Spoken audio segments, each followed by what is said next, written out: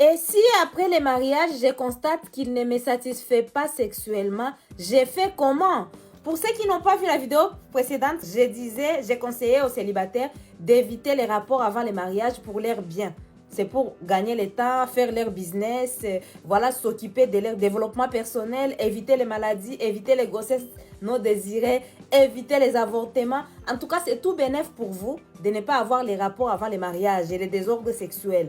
Maintenant, madame vient de nous dire, au cas où tu te maries à un homme et que tu remarques qu'il ne te satisfait pas au lit, tu feras comment? Donc, ce que je vais dire déjà, je ne sais pas si je vais dire en 2 ou 3 points. En numéro 1 déjà, si tu as un rapport avec un homme pendant que tu es célibataire, tu ne peux pas savoir qu'il te satisfait. Pourquoi je te dis que tu ne peux pas savoir? Soit vous allez utiliser les préservatifs, et les préservatifs donnent une mauvaise information de l'acte sexuel des fois. Pourquoi? Parce que peut-être qu'il va durer longtemps, ou peut-être que ça ne va pas être très doux. Voilà, tu vas avoir une mauvaise information. Si vous avez l'habitude d'utiliser les préservatifs, c'est ce que je vous conseille. Avec quelqu'un que vous ne connaissez pas, il vaut mieux prendre vos précautions pour votre santé. Voilà, bien qu'il y a d'autres maladies dans la sueur, en tout cas, prenez vos précautions. Même quand vous faites la pipe ou vous faites les cunnilingus, utilisez les préservatifs qu'on met dans la bouche. C'est les préservatifs spécialisés pour les cunnilingus et la fellation, d'accord? Donc, tu ne peux pas savoir avec les préservatifs. Aujourd'hui, il y a beaucoup d'hommes qui ont beaucoup de conquêtes de gauche à droite. Quand il sait qu'il va avoir un rapport avec toi, beaucoup d'entre eux vont détruire leur corps. Ils vont aller prendre les médicaments qui vont les rendre performants. Maintenant, pendant les moments des rapports, quand tu vas avoir les rapports avec lui, il va être très performant. Toi-même, tu vas dire, ah, mon gars, il me satisfait. Pourquoi? Parce que tu n'es pas sa femme.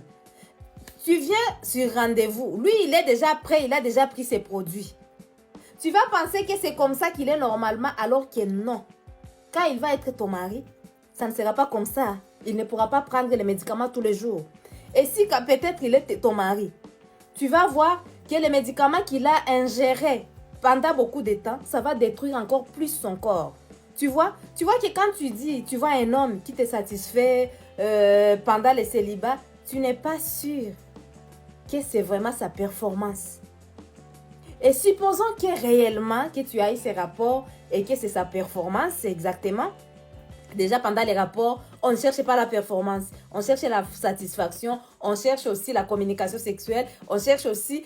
Voilà, c'est une communication, c'est un partage entre deux corps, vous voyez. Mais si on va dire que c'est sa performance, voilà, et que ça peut arriver qu'il te marie et sa performance va baisser. Même en étant marié, quand vous vous mariez, c'est un homme qui a 35 ans ou 30 ans ne va pas être pareil qu'un homme qui a 40 ans, qui a 50 ans. C'est-à-dire que l'âge de ton homme avancera. Et puis toi, au niveau de la performance, ça pourra toujours changer en fait. Ça ne sera pas toujours pareil. Ça ne sera pas statique.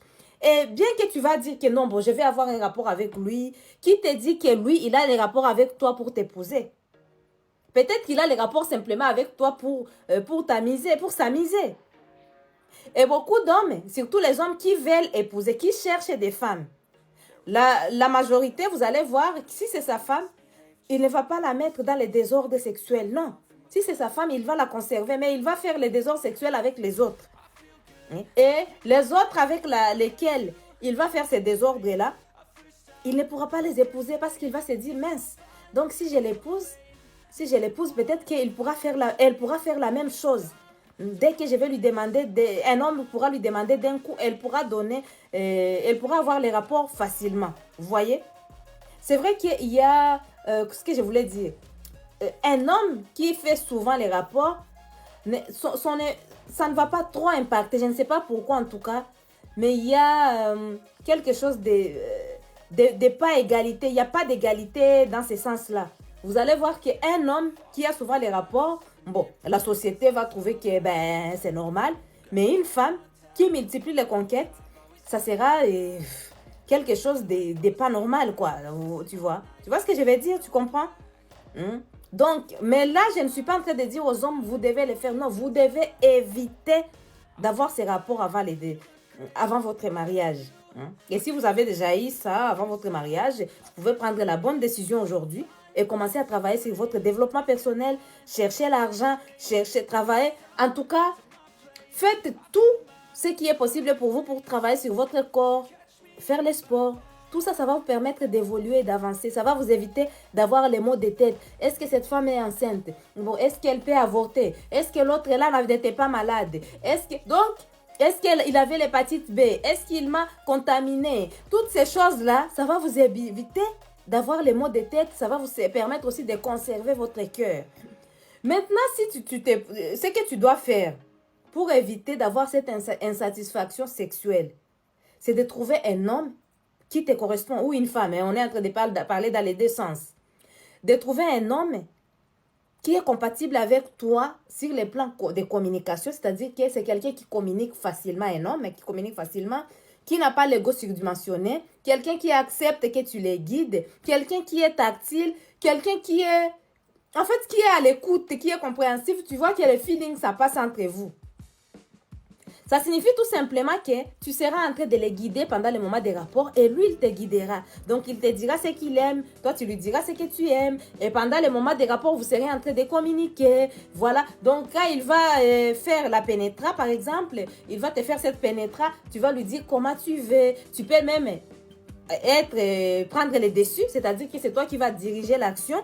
Étant donné que vous êtes une équipe pendant le moment des rapports, vous allez réussir à vous satisfaire. Mais il faut choisir un bon mari. Il faut choisir une bonne femme aussi pour toi. D'accord? Et ça sera beaucoup plus simple avec la communication. Mais la communication sexuelle, la communication sans tabou, la communication sans gêne et tout ça. Mais même si tu trouves celui qui te satisfait aujourd'hui, demain, ça risque de ne pas être pareil si vous n'avez pas de communication. D'accord? Et tu n'es pas sûr par rapport à tout ce que je viens d'évoquer. Et si jamais, vous deux, vous n'avez jamais eu de rapport avant le mariage, justement, toi, tu vas apprendre à ton mari ce que tu aimes, ton mari va t'apprendre ce qu'il aime, et puis vous allez mettre vos connaissances ensemble, et puis vous allez jouer le rôle, et vous allez vous satisfaire, d'accord? Donc, il n'y a pas de souci. Même si toi, tu as déjà eu un rapport avec les autres, même l'embrassade, ce n'est pas pareil. Si tu as déjà embrassé un autre homme ou une autre femme, ce n'est pas pareil en changeant d'homme ou de femme. Si tu as déjà eu un rapport avec un homme, même sa manière de toucher ou une femme, ça ne sera pas pareil. Donc, dans tous les cas, une fois que vous êtes mariés, c'est très capital pendant chaque moment des rapports de vous apprendre ce que vous aimez. Hein? Il faut savoir aussi que même en étant marié, il y a des rapports qui vont être satisfaisants, d'autres non. Il y a des rapports dans lesquels vous allez avoir beaucoup de plaisir, beaucoup d'envie. Voilà, ça dépend des temps, des circonstances, de l'envie du moment, de comment vous avez fait des rapports. Donc, en étant en couple, c'est très important d'avoir une bonne communication sexuelle. Et je compte sur vous. J'espère que c'est clair pour toi. Est-ce que tu as mis un like? Est-ce que tu as partagé la vidéo? N'oubliez pas de partager. Parce que si on partage, on n'est pas égoïste. Donc, le fait d'avoir un rapport avant le mariage ne te garantit pas la satisfaction. Ça ne te dit pas non plus que cet homme va t'épouser. Ça ne te dit pas non plus que cette femme sera toujours pareille après le mariage. Après le mariage, il y a les accouchements, il y a les changements du corps, il y a toutes ces choses-là. Il faut chercher quelqu'un que tu aimes. Et au niveau de la taille du pénis, par exemple, si c'est la taille qui est ton problème, par exemple, si lui, il a un pénis de petite taille et que toi, tu as déjà eu les rapports avec ceux qui ont des pénis de grande taille, ton corps va s'adapter. Plus vous allez passer le temps ensemble, ça va s'adapter. Et vous pouvez aussi utiliser les sextoys après le mariage. Vous voyez? Donc, il n'y a rien de difficile au cas où dans un couple, il y a la communication sans gêne. L'homme communique, la femme communique. L'homme dit ce qu'il aime, la femme dit ce qu'elle aime. Et aussi, pendant même les moments des rapports, vous communiquez, vous rigolez. C'est ça qui fait aussi l'ambiance du couple. C'est ça qui fait qu'un couple soit vraiment un couple exemplaire, un couple qui s'aime, un couple qui est à l'écoute, vous voyez. Dites-moi ce que vous en pensez dans les commentaires. Je vous fais des gros bisous et je vous dis à très bientôt pour une nouvelle vidéo.